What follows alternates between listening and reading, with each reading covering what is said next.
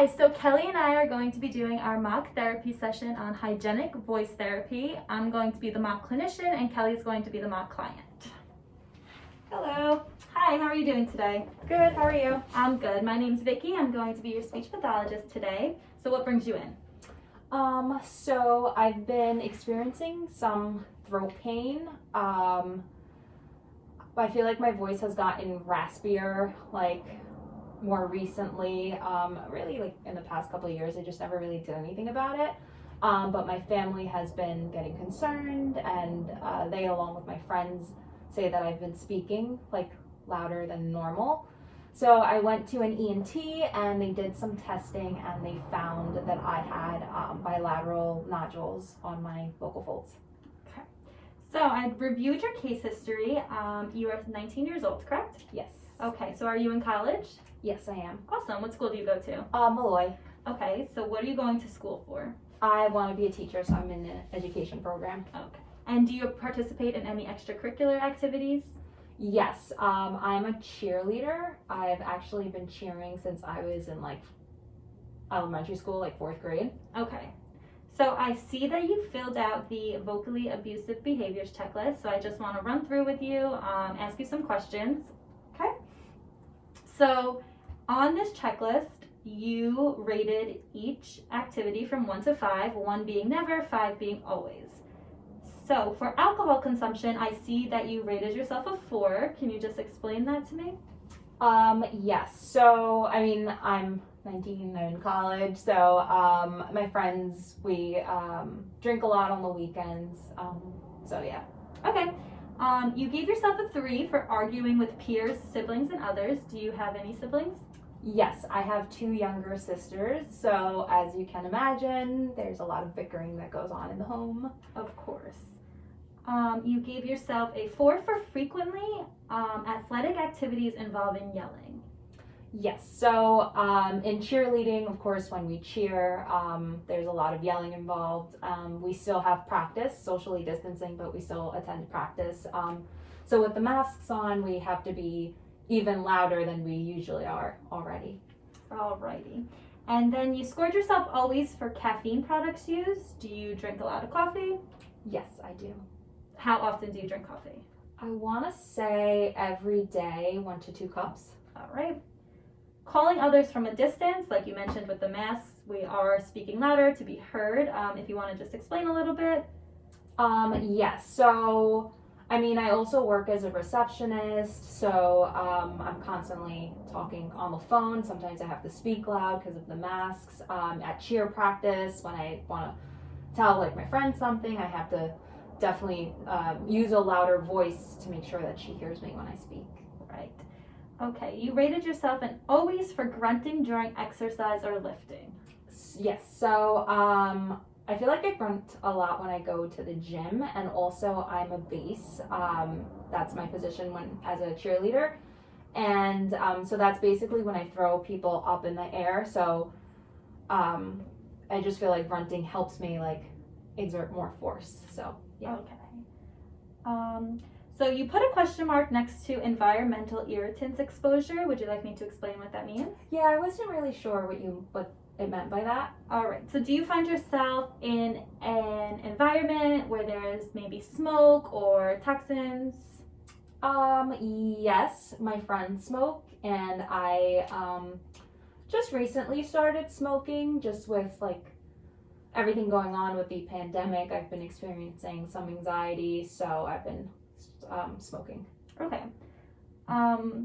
Nightclub social talking and laughing hard and abusively.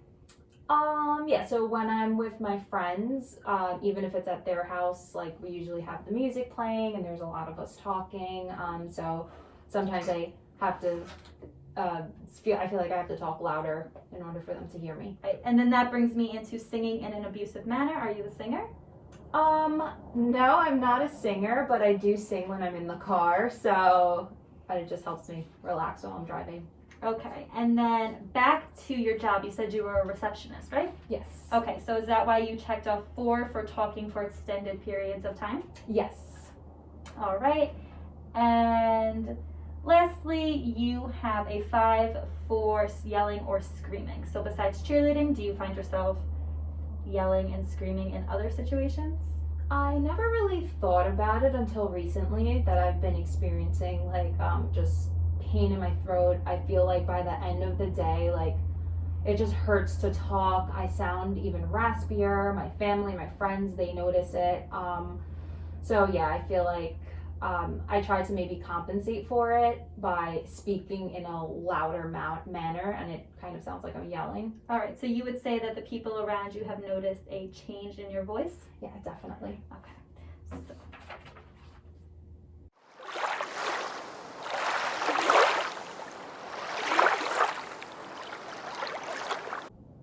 Okay, Kelly, so now I want to start you in our vocal hygiene education program. The purpose of this is to learn some tips for good vocal hygiene habits that you can use every day to eliminate the discomfort you're feeling and possibly eliminate the vocal nodules.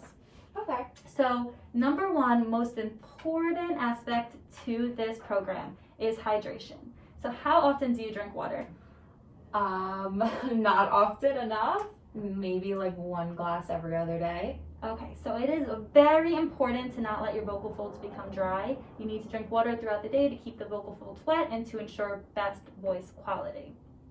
So I recommend that you drink 6 to 8 glasses of water a day. You should bring a water bottle with you when you go to cheerleading practice, when you go to work, even in class, okay? Okay. Okay. Number 2 is to avoid yelling. I know that's difficult with your career path and your current hobbies, but what I would recommend is that when you're in a situation where you feel like you need to yell, maybe just come closer to your conversational partner. I also recommend eliminating outside factors such as loud music when you are speaking to someone. Okay. Okay? All right. So next, you mentioned earlier you are a smoker. Because of that, you do cough often. I do want you to reduce throat clearing and coughing. So there are some compensatory strategies we can do when you have to cough without making it a vocally abusive behavior. So the first would be a gentle hum to clear your throat rather than a hard cough attack. So I want you to just try for me. Just give me like a hmm. Okay, did you feel that your throat cleared a little bit with that? Yeah, it did. It did? Okay, good. Another strategy for throat clearing is called a sniff swallow. So again, this will clear your throat without a hard glottal attack. So I just want you to sniff and swallow. Okay, what did you feel about that? That felt good, yeah. That felt good? Yeah. Okay, so you're going to try to practice these rather than coughing hardly, okay? Okay. Okay. And being that you want to be a teacher, you're a receptionist, it's really, really important that you learn now to incorporate some periods of vocal rest throughout your day. Just like your body, your vocal folds need rest. So when you're feeling ill, when your voice is feeling strained, you need to take time into the day to just relax and not use your voice as much.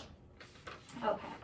So along with some of these strategies, it's just also important that when we start your voice production therapy, that you continue the hygienic therapy habits as well, because when the nodules go away with the voice therapy and with the hygienic therapy, it is possible they come back. So they come back if you continue to use these vocally abusive behaviors. All right. So now I'm going to give you a daily vocal hygiene log. So basically what I want you to do each day is to rate yourself on a scale of 1 to 5. For example, the first question is, how did your voice feel at the start of the day? Hopefully when you wake up, your voice isn't strained yet. How much water did you drink throughout the day? This one's really important and it should keep you on track for your hydration. Amounts of yelling during the day. And did you lose your voice during the day? So that is also really important. If you felt like you lost your voice during the day, I want you to go back and look at your answers to the other questions. If you didn't drink a lot of water, that could be the case. So I'm going to see you next week. I would like you to fill out this log for the week, and then we can start our voice production therapy. Do you have any questions?